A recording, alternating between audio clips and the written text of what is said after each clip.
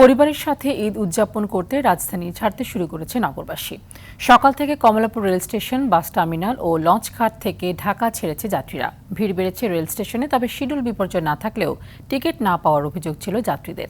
রাজধানীর মহাখালী, গাবতলী ও সায়দাবাদ বাস টার্মিনালে ঘরমুখো মানুষের বাড়তি ভিড় দেখা যায়।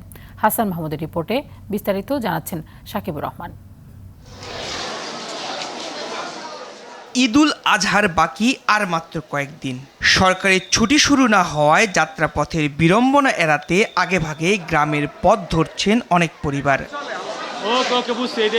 তবে যাত্রীদের অভিযোগ, অনলাইনে টিকিট পেতে ভোগান্তি পোহাতে হয়েছে। ঈদের সমস্যার কারণে একজনের টিকিট একজনে নিয়ে জায়গা জুলুম হয়, ছিনতাইকারী হয়, এই জন্য আগে থেকে পাঠাই দিতে দেয়। ট্রেনের স্টিমার ঠিক থাকে না। যে আলহামদুলিল্লাহ ভালো তো লাগবে সবারই। আমাদের উৎসব, দুইটা উৎসব দুইবার, আমার অবশ্যই ভালো লাগবে। ট্রেনের যাত্রায় আলহামদুলিল্লাহ ট্রেনের যাত্রা মোটামুটি স্বাভাবিক, যেহেতু টিকিট পাইনি দাঁড়িয়ে যেতে হবে আর কি।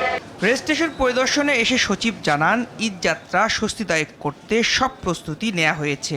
এবারে খুবই তৎপর আছি। আমরা আশা করছি যে এবার অন্যান্য বারের মতোই, মানে গত বছর এবং গতবার ঈদের মধ্যে আমরা স্বস্তিদায়ক ঈদ আপনাদেরকে উপহার দিতে পারবো।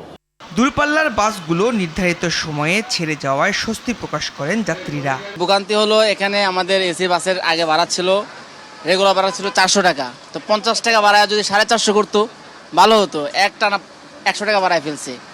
গাড়ি আসার সাথে সাথে টিকিট যাদের টিকিট কাটা হয়েছে ওরা টিকিট কেটে রওনা দিচ্ছে। আমার কাছে আসলে ভোগান্তি মনে হচ্ছে না। আমি আসলাম, একদম সাথে সাথে টিকিট পেয়ে গেছি এবং বাসও আছে।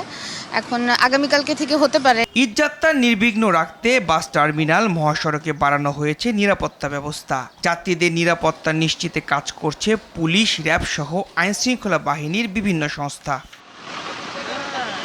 সাকিবুর রহমান, RTV, ঢাকা।